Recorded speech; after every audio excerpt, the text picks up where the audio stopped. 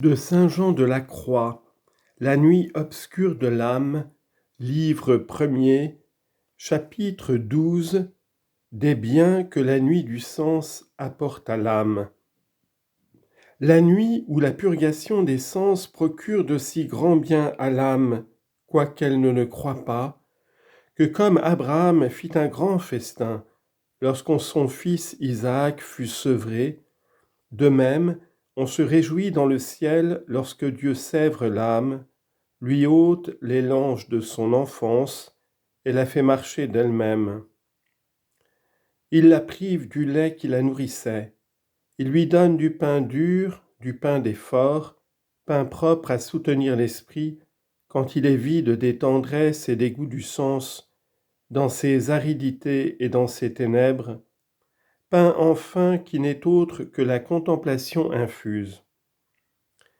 Et c'est là le principal bien que l'âme reçoit alors et qui est la source de tous ses autres biens. Le premier de tous ces biens est la connaissance d'elle-même et de sa misère, car les grâces et les faveurs que Dieu lui accorde sont enveloppées, confondues et obscurcies dans cette connaissance, en sorte que l'âme ne les découvre pas distinctement et n'en peut avoir de complaisance.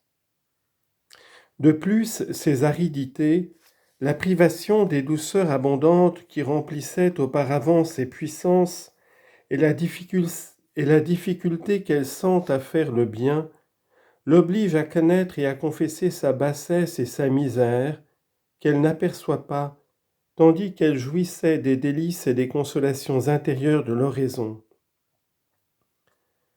Nous avons dans le livre de l'Exode une excellente figure de cette vérité, au chapitre 3, verset 9. Dieu voulant humilier les Israélites et les porter à se connaître eux-mêmes, leur commanda de quitter les beaux habits dont ils se paraient les jours de fête et de prendre les habits communs des artisans, afin que la grossièreté et la bassesse de ces vêtements leur fassent concevoir de quelle manière ils méritaient que Dieu les traite. Il en usa ainsi parce que, comme la recherche et la beauté de leurs habits leur inspiraient de la vanité et de l'estime d'eux-mêmes, ainsi la pauvreté et la laideur de leurs vêtements leur donnaient de l'humilité et du mépris d'eux-mêmes. Ce qui nous apprend que l'âme reconnaît la vérité qu'elle ne voyait pas, car lorsqu'elle est parée des dons de Dieu comme d'un habit de fête, lorsqu'elle est remplie de douceur et soutenue de grâces sensibles, lorsqu'elle croit rendre quelque service et quelque honneur à Dieu, elle est contente d'elle-même et se plaît en ses avantages. Il est vrai qu'elle ne s'exprime pas de la sorte là-dessus et qu'elle ne semble pas avoir ses sentiments, mais la satisfaction qu'elle prend aux douces communications de Dieu les explique assez clairement. Néanmoins, lorsqu'elle est couverte, pour parler ainsi, des habits de l'affliction, de l'aridité, du délaissement, lorsque les lumières qui l'éclairaient sont éteintes, elle reçoit l'entière connaissance d'elle-même, elle ne s'estime plus rien, elle n'est plus contente d'elle-même, elle est enfin convaincue que d'elle-même, elle ne peut rien faire. Dieu cependant estime plus et aime mieux la peine qu'elle souffre en se persuadant qu'elle ne sert pas saintement son Créateur que toutes les œuvres qu'elle faisait et toutes les douceurs qui se répandaient en son cœur, quoiqu'elles paraissent très sublimes. La raison en est que ses richesses spirituelles lui donnaient occasion de tomber en plusieurs imperfections. Au contraire, elle recueille de grands fruits de la connaissance d'elle-même et de ses sécheresses. Elle apprend à s'approcher de Dieu avec plus de respect et de soumission, ce qui est toujours nécessaire dans le sacré commerce que nous avons avec lui. Elle n'était pas si respectueuse dans l'abondance de ses délices spirituels, et les bienfaits de Dieu la rendaient un peu plus hardie et moins réservée en ses conversations avec lui. C'est ce qui arriva à Moïse lorsqu'il entendit la voix de Dieu qui lui parlait. Charmé de cette bonté et ne prenant pas garde à ce qu'il allait faire, il voulut approcher, mais Dieu l'arrêta. Ne venez pas plus près de moi, dit-il, et déchaussez-vous. Exode chapitre 3, verset 5. On infère de là avec combien de vénération et de discrétion, et avec quel dégagement d'affection et de désir il faut agir avec Dieu. Aussi Moïse fut depuis ce temps-là si circonspect et si retenu, que non seulement il n'eut plus la présomption d'approcher de Dieu, mais qu'il n'osa pas même le regarder fixement ni le considérer. Car s'étant dépouillé de la satisfaction que la présence divine versait en son cœur, il reconnut distinctement devant Dieu sa misère, et ses bas sentiments de lui-même le disposèrent à entendre la parole du Seigneur. Dieu se servit aussi pour se communiquer familièrement au saint homme Job, non pas des plaisirs intérieurs et de la gloire dont il jouissait, mais des souffrances les plus affreuses qu'on se puisse imaginer. Chapitre 2, verset 5. Il le réduisit à coucher sur un fumier couvert d'ulcères, rongé de vers, abandonné de ses proches, persécuté de ses amis, pénétré de douleur et d'amertume. Mais ce fut en cet état pitoyable que le Tout-Puissant jugea qu'il lui était glorieux d'enrichir ce pauvre des trésors les plus sublimes de sa sagesse et de combler ce malheureux de ses délices les plus douces et les plus consolantes. Il est à propos, puisque l'occasion sont présentes, de remarquer ici l'utilité qu'on tire de la nuit, c'est-à-dire de la mortification des sens. Elle fait l'accomplissement de ce mot d'Isaïe, « Votre lumière naîtra dans les ténèbres » chapitre 58, verset 10. Car Dieu éclaire l'âme et lui donne la connaissance non seulement de sa petitesse et du mépris qu'elle mérite, mais encore de la grandeur et de l'excellence de son Créateur. Il délivre l'âme des désirs des goûts sensibles et des appuis des sens, lesquels l'obscurcissaient dans les choses spirituelles, et lui donne la pureté et la clarté nécessaires pour comprendre la vérité. Il use aussi des peines et des aridités du sens pour augmenter les lumières de l'âme, selon le langage d'un prophète, la tribulation donnera l'intelligence.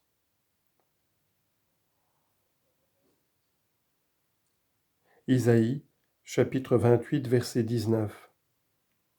C'est-à-dire qu'elle fera entendre comment Dieu dégage l'âme de ses obstacles par le moyen de cette nuit obscure et de cette contemplation sèche et sans tendresse, et comment il l'élève surnaturellement à la participation de sa sagesse divine. C'est ce que le même Isaïe explique admirablement. À qui donnera-t-il la science et l'intelligence, dit-il, sinon à ceux qui ont été sevrés et arrachés à la mamelle. Isaïe chapitre 28, verset 9. D'où l'on conclut que le premier lait des douceurs qui viennent du discours et des autres opérations des puissances de l'âme n'est pas une si bonne disposition pour recevoir ces divines influences que le détachement de ses mamelles et la privation de ses délices intérieures.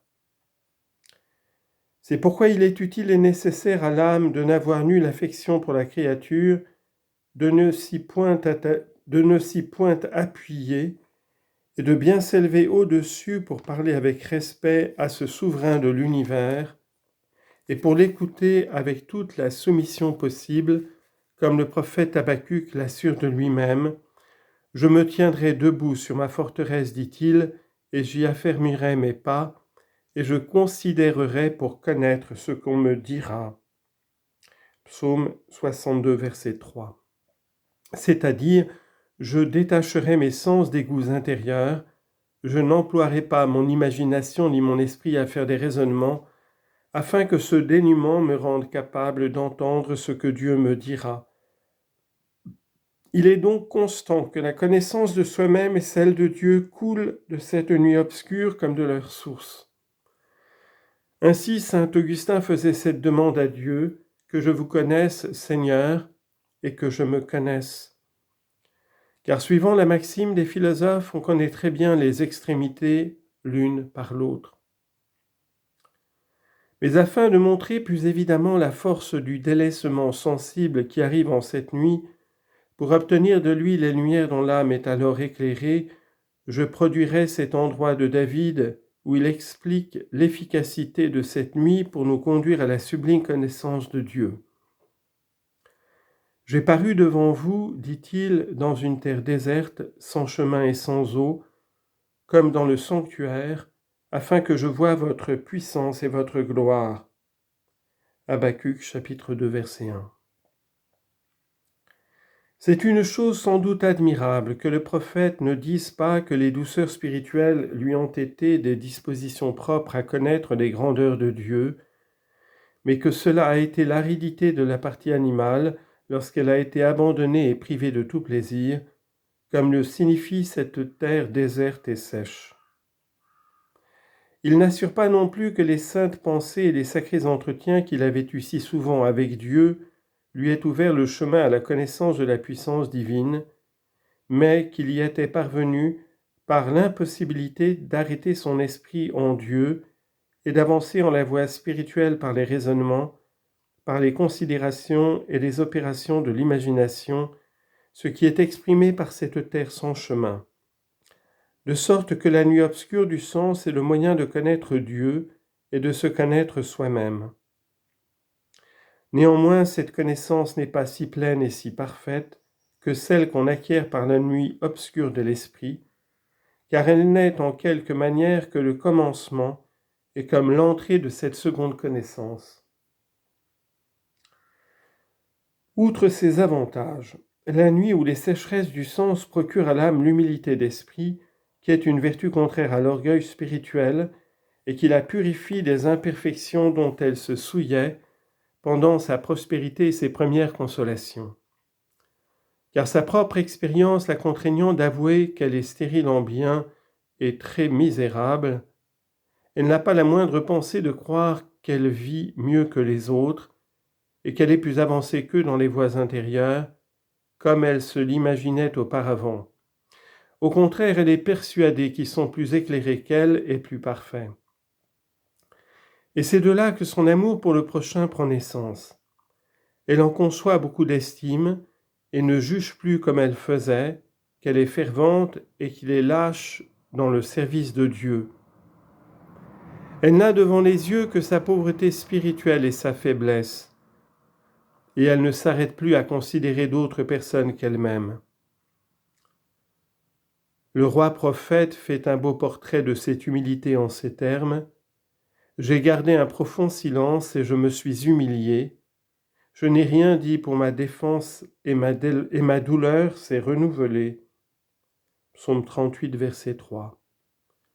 Il parle de la sorte parce que tous les biens que son âme possédait lui paraissaient tellement anéantis que non seulement il n'avait plus rien à dire, mais la douleur aussi que la connaissance de ses propres misères lui causait l'empêchait de parler des richesses spirituelles des autres. Ceux encore que Dieu tient en cet état deviennent parfaitement obéissants et soumis en tout, ceux qui regardent la conduite de l'intérieur. Convaincus de leur bassesse et de leur incapacité, ils écoutent tous ceux qui les enseignent et ils désirent d'être instruits de ce qu'ils doivent faire par quiconque veut avoir cette charité pour eux. Tout cet orgueil aussi et toute cette présomption qui leur enflait le cœur lorsqu'ils étaient inondés des torrents de la grâce sensible s'évanouissent. Ils se défont enfin en ce temps-là de tous les défauts dont nous avons fait le détail en parlant de l'orgueil spirituel.